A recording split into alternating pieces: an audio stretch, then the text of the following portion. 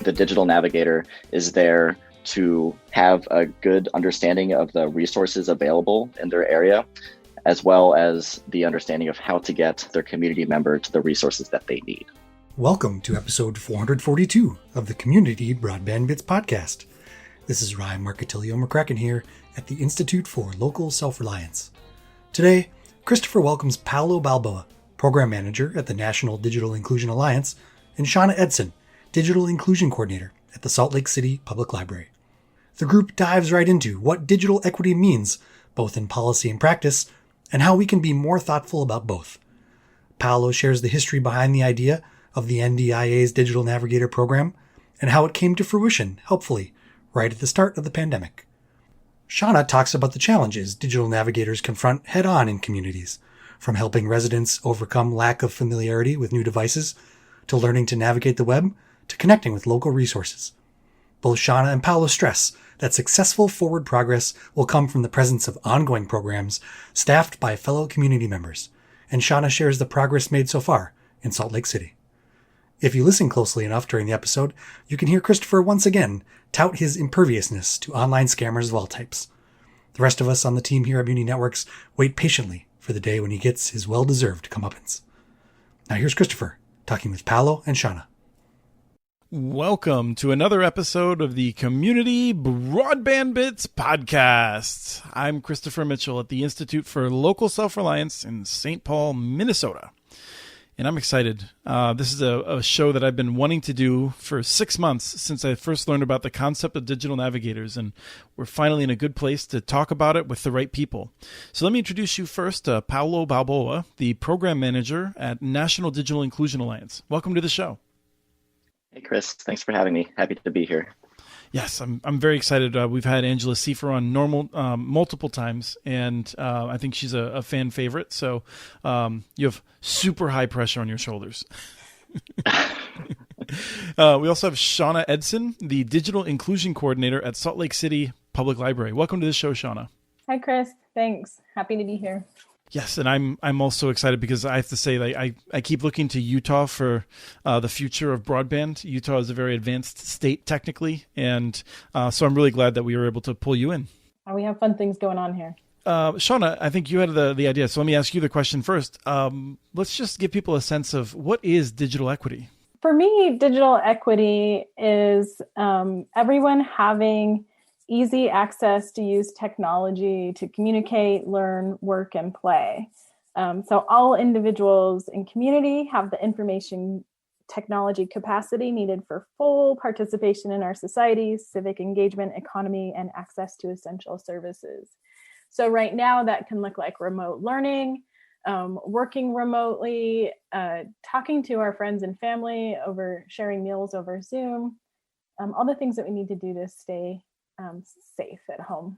I really like that you included play there, because I feel like sometimes when we're talking about these very serious issues, it can feel like we shouldn't talk about something that is innately human, our desire to play. And I think it's important not to forget that as part of digital equity.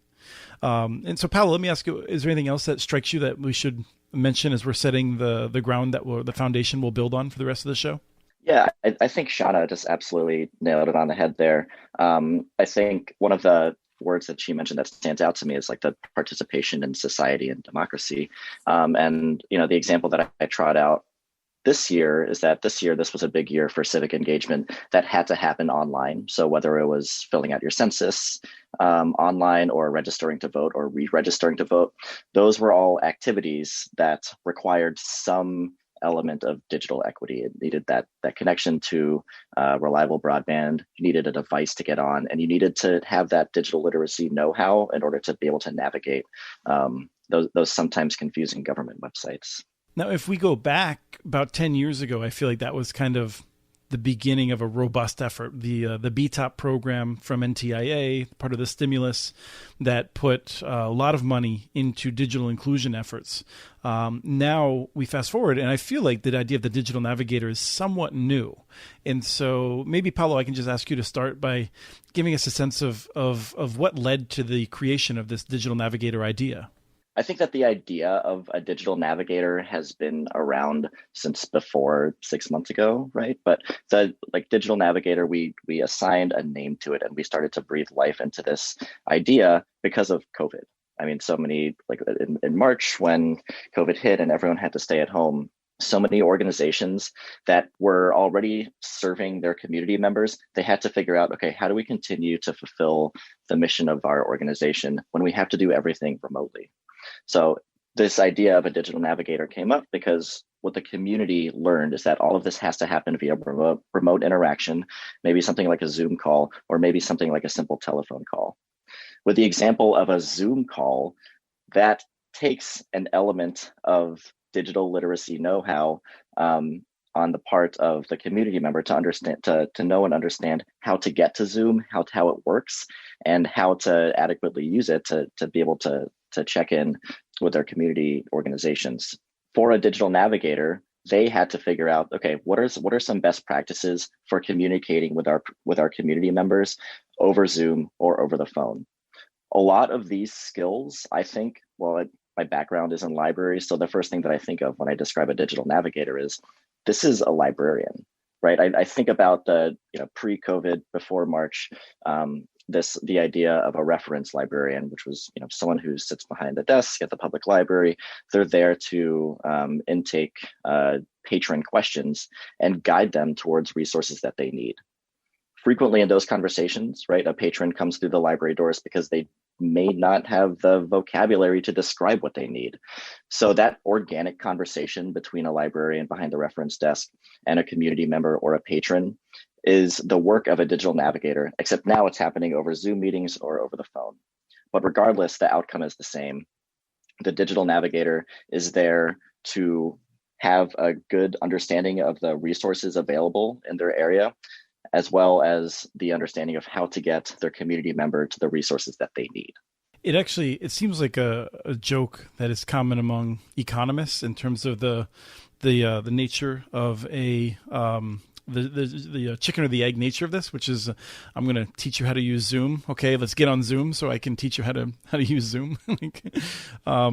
Shada, I wanted to ask about when you first encountered this concept. I'm guessing it was one of those things where you had already been doing a lot of this work and thought of it. And I'm curious if the term digital navigator helped to pull it together differently, or just what was it like when you first encountered the term and the idea of that approach?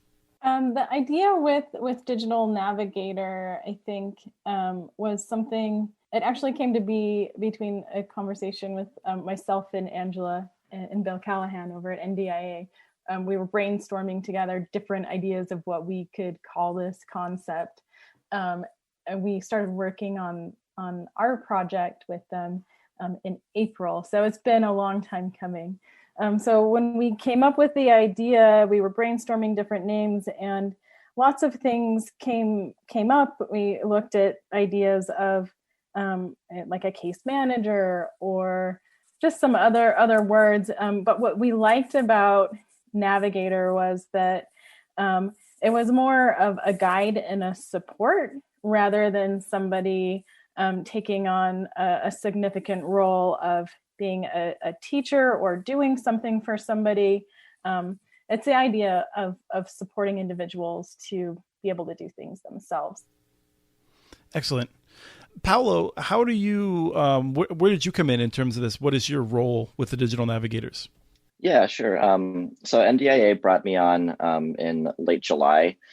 Previously, I was working for the New York Public Library in their technology training program department.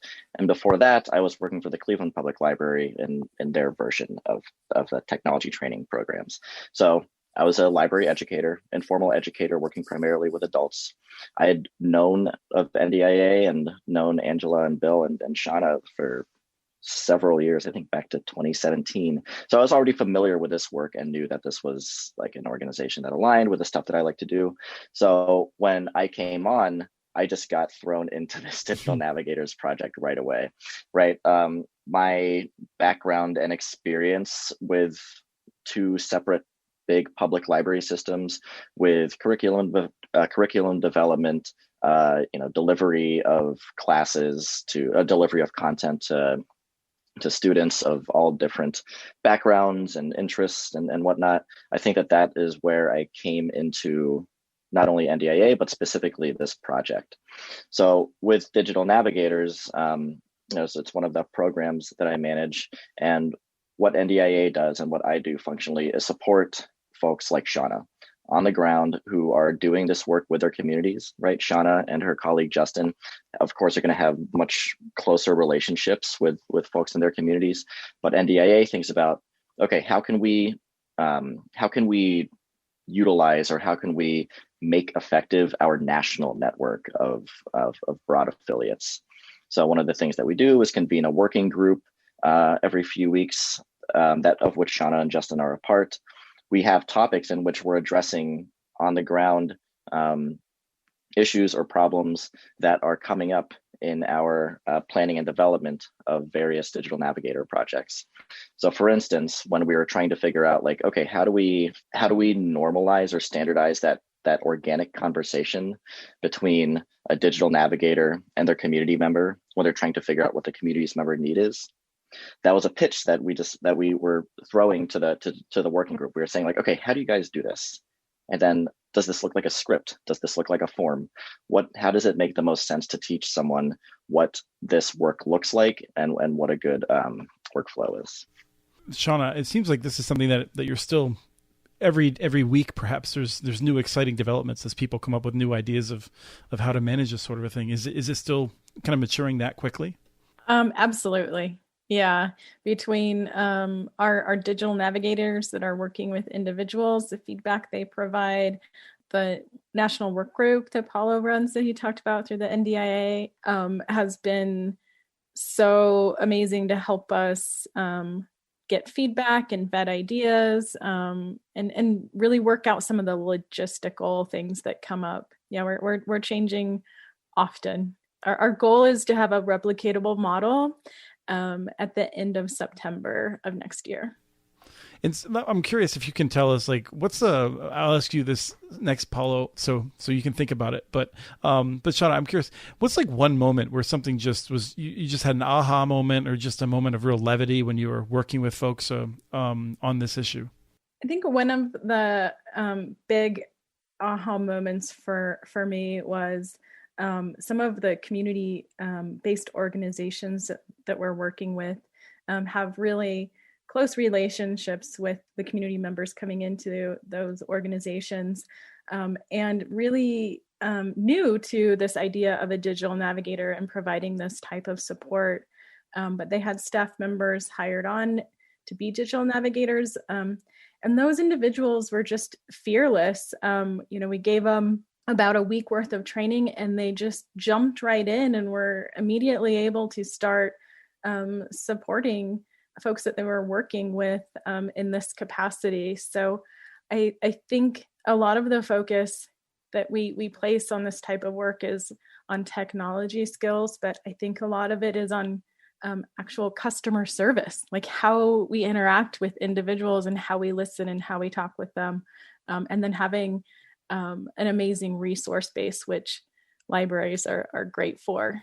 Yeah, it seems like you can teach someone more easily about broadband and digital inclusion and the literacy skills much more easily than you can teach someone how to be compassionate and thoughtful and be able to in many cases just understand someone that may have literacy, may have language challenges, just someone who may be a recent immigrant who's still learning English. There can be I'm sure a lot of hurdles that require good people skills. Absolutely. And Paulo, let me ask you then, what's an aha moment or a moment of levity, if you can make us laugh? I think it's going to come back to the national working group that convenes every few weeks, and this is just one of the things that I just enjoy about this work in general. Shauna and her colleague Justin and my colleague Christy were getting together, and we were trying to figure out, like, okay, what does this program look like functionally? Like, we've talked about conceptually what a digital navigator is, but how do we pin down the points here and make sure that we have a work plan for each of the digital navigators when they start providing service? So taking questions to the working group, for instance, like how are we standardizing the reference interview? How do we assess community members' skills without making feel ashamed or embarrassed of their lack of skills, for instance. And just having that conversation with 15 to 20 other people who are all just completely aligned and who all have that that base empathy that I think you need to be able to do this kind of work. I don't know, the working groups bring me so much joy whenever we get together, because I'm just like, these are my people. Like I don't have to do any of like the pre-description of what this sort of work is. We can just jump right into it, and everyone's on the same page. Having everyone clicking together, for my part, just posing a prompt and then just like listening to the conversation that comes forth is super, super fascinating for me. So I want to say that I've always thought this work was important, but I don't think I appreciated just how much. Like I think that I assumed that the number of people that needed this kind of help was probably smaller than it was. I think if I honestly look back to 2 years ago, I probably would say that for the most part, there's going to be some people who need digital inclusion classes and to do this sort of a thing to be comfortable with it. But fundamentally, if we just get prices into people's hands and we get them ongoing service cost low enough, that will mostly be where we need to go. And I think there's probably people out there who still believe that. And so let me ask you, Shauna, why isn't that correct? Or what is the evidence that it's not correct even? I often think of kind of the contrast between a teenager and when they get a brand new device. Computers used to come with, everything used to come with instruction booklets with multiple pages that we had to go through to learn how to use it. That's not our world anymore. A teenager can pick up a brand new device they've never used before and just start playing with it and learning it and interacting with it and using it to meet their needs. We work a lot with senior citizens and senior centers, and multiple times we'll have somebody bring in a tablet and they'll say, "Oh, I got this for my birthday last year from my son. I don't know what to do with it. What do I do?" There's no instructions. There's nothing that comes with it. So I think between all sorts of different age demographics, there's several different levels of that kind of inherent knowledge that some people have and curiosity to interact with technologies. And some of us still, myself included, remember when you could wipe a hard drive easily on a computer and then you'd be in big trouble. So there's this fear that we have to overcome, and we don't feel like you can safely explore and interact with it. So I think that digital literacy component of teaching folks and encouraging folks to interact and play with their technologies to learn is just key. And that's such a good example. I can remember all the times that I screwed. If you can imagine for a second, like the worst. I'm glad I'm very fortunate to have had the parents that I had.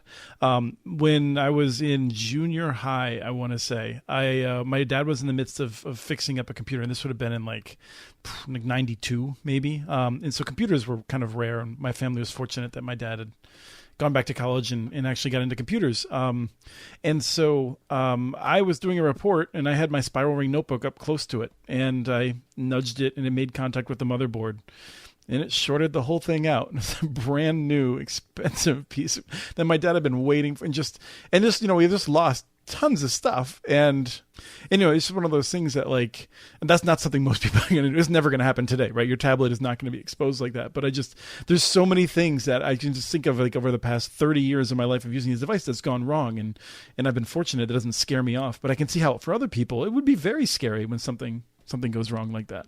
Yeah, I think so. So overcoming that fear barrier is kind of the first step. And then we can go into how to set up a web account or navigate social services and things like that. Right. And one I think of also is that people totally undervalue how often this population is a target of scammers. Scammers are not trying to convince me to thinking that they're going to fool me because I'm the most brilliant person ever. No, just because they're looking for people who are more on the edge of society, people who aren't often of higher income. And so people like us just don't even experience that and know what it's like. And I think that's probably a major issue too. Paolo, I'm curious. One of the things that I really want to make sure we talk about was that we cannot solve this problem by creating like a joint strike force of these, like the best 10 people in the country who go around doing presentation after presentation, right? We actually need this work to be done by people that are trusted in the community. And tell me why that is. We can't have someone parachute in. We can't have like me parachute into to a small community and say like, this is how you do your work.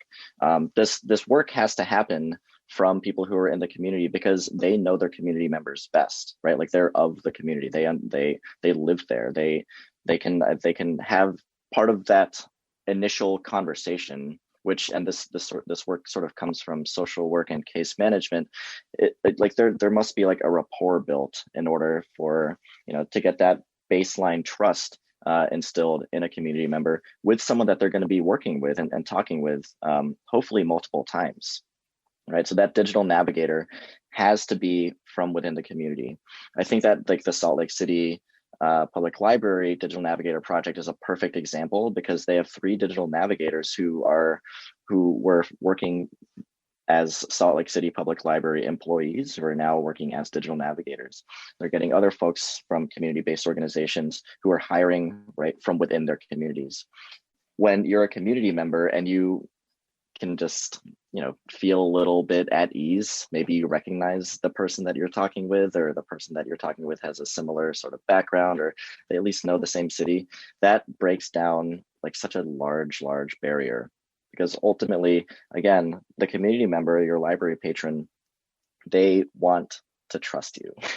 And that trust comes from a library. That trust comes from a community-based organization that they're already familiar with. So it's super, super important that a digital navigator sort of has like that baseline understanding of their community and where they're coming from. I would assume also it's important that they're there because I know that I learned something in a class and I think I got it. And then I go home and I realize I missed a piece of it and I need to go back and talk to someone that's going to help me walk through it. So it's not like a one-time, hey, you're educated, boom, never see you again. Yeah, for sure. And one of the things that we really, really try to emphasize when talking about digital navigators is that this is a relationship, right? Like one of the phrases that we use is that there are repeated interactions between a community member and the digital navigator. What we mean by that is that we want the community member to feel comfortable just calling in for the first time and maybe saying like, hey, I heard you guys are doing this digital navigator program. What's that all about? Maybe I need help getting a Chromebook or something. We want them to feel comfortable calling back and saying like, hey, I talked to you last week. I have another question. Could you tell me about this? Right.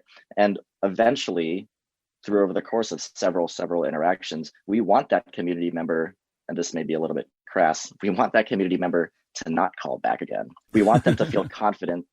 Like if a question pops up in their head, we want them to feel confident in knowing, okay, this is what the digital navigator walked me through.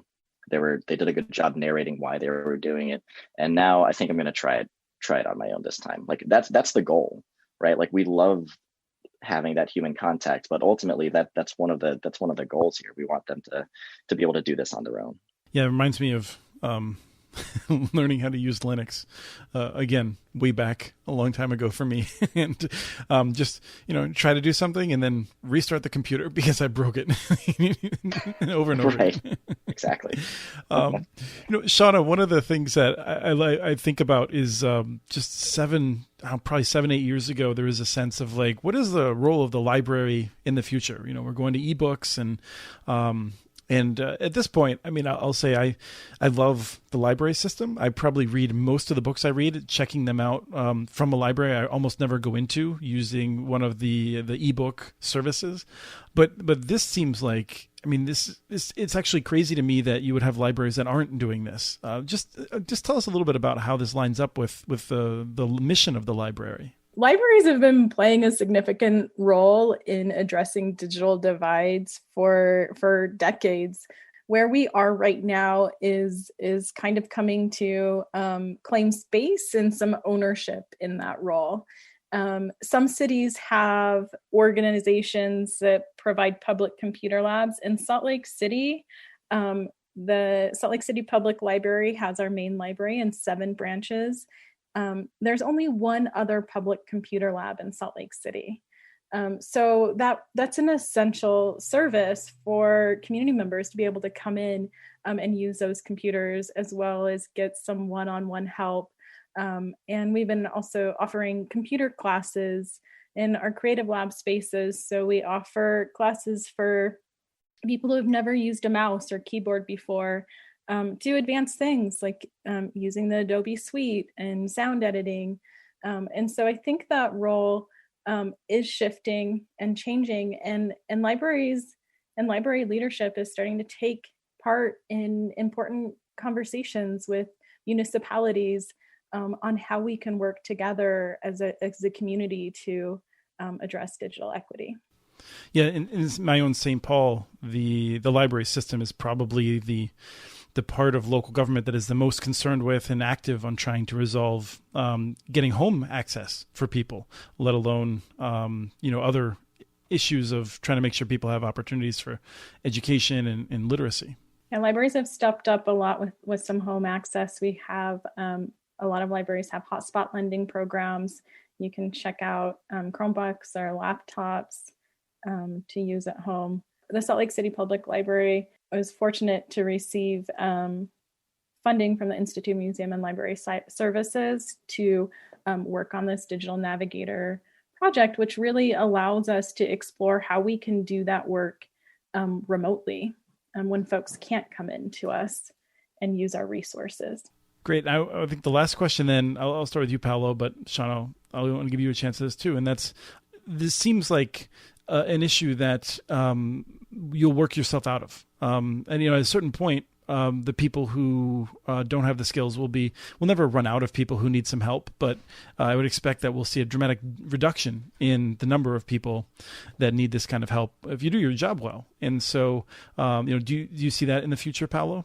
I think that's an interesting way to think about it. Yeah, I mean, so, like I said before, like the goal is that they don't need help anymore. So to your point, like fewer people need help. But one of the things that's fascinating or interesting about what the pandemic has done in the digital equity, digital inclusion world is that we're seeing a lot of new faces, a lot of new types of organizations who are now interested in this work. And it makes sense, right? Like they can't fulfill the missions of their organization unless they address this sort of like digital equity, digital inclusion element. I don't think that we'll ever run out of folks who need this sort of support. For instance, we're beginning to see new residents, migrants, refugees, and organizations that serve that particular community entering conversations about digital equity and digital inclusion.